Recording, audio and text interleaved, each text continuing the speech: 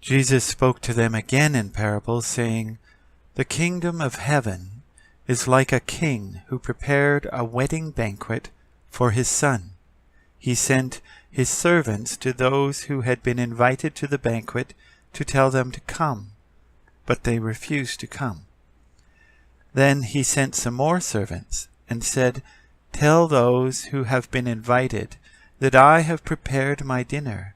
My oxen and fattened cattle have been butchered, and everything is ready. Come to the wedding banquet.' But they paid no attention and went off, one to his field, another to his business. The rest seized his servants, mistreated them, and killed them. The king was enraged. He sent his army and destroyed those murderers and burned their city. Then he said to his servants, 'The wedding banquet is ready, but those I invited did not deserve to come. So go to the street corners and invite to the banquet anyone you find.' So the servants went out into the streets and gathered all the people they could find, the bad as well as the good, and the wedding hall was filled with guests. But when the king came in to see the guests, he noticed a man there who was not wearing wedding clothes. He asked, 'How did you get in here without wedding clothes, friend?' The man was speechless. Then the king told the attendants, 'Tie him hand and foot and throw him outside into the darkness, where there will be weeping and gnashing of teeth. For many are invited, but few are chosen.' Then the Pharisees went out and laid plans to trap him in his words. They sent their disciples to him along with the Herodians. 'Teacher,' they said, 'we know that you are a man of integrity and that you teach the way of God in accordance with the truth.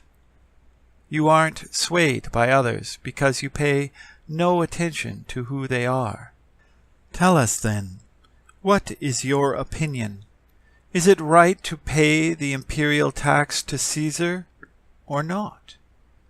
But Jesus, knowing their evil intent, said, 'You hypocrites, why are you trying to trap me? Show me the coin used for paying the tax.' They brought him a denarius, and he asked them, 'Whose image is this, and whose inscription?' 'Caesar's,' they replied. Then he said to them, 'So give back to Caesar what is Caesar's, and to God what is God's.' When they heard this, they were amazed. So they left him and went away. That same day, the Sadducees, who say there is no resurrection, came to him with a question. 'Teacher,' they said, 'Moses told us that if a man dies without having children, his brother must marry the widow and raise up offspring for him. Now there were 7 brothers among us.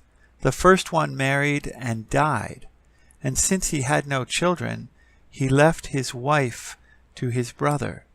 The same thing happened to the second and third brother, right down to the 7th. Finally, the woman died. Now then, at the resurrection, whose wife will she be of the 7, since all of them were married to her?' Jesus replied, 'You are in error because you do not know the Scriptures or the power of God. At the resurrection, people will neither marry nor be given in marriage. They will be like angels in heaven. But about the resurrection of the dead, have you not read what God said to you? I am the God of Abraham, the God of Isaac, and the God of Jacob. He is not the God of the dead, but of the living. When the crowds heard this, they were astonished at his teaching. Hearing that Jesus had silenced the Sadducees, the Pharisees got together. One of them, an expert in the law, tested him with this question: "Teacher, which is the greatest commandment in the law?" Jesus replied, "Love the Lord your God with all your heart, and with all your soul, and with all your mind. This is the first and greatest commandment. And the second is like it. Love your neighbor as yourself. On the law and the prophets hang these two commandments."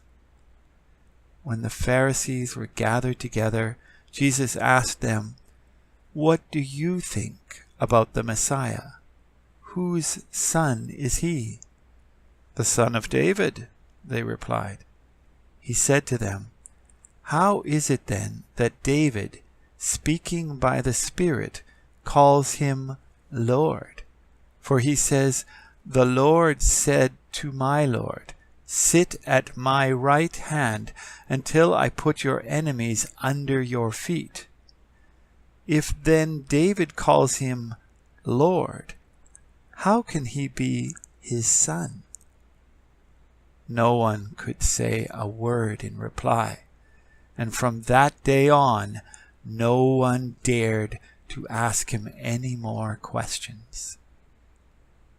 This is the end of chapter 22 of the Gospel of Matthew in the New Testament, New International Version. My name is Vince Byfield. I thank you for listening, and I wish you a blessed day.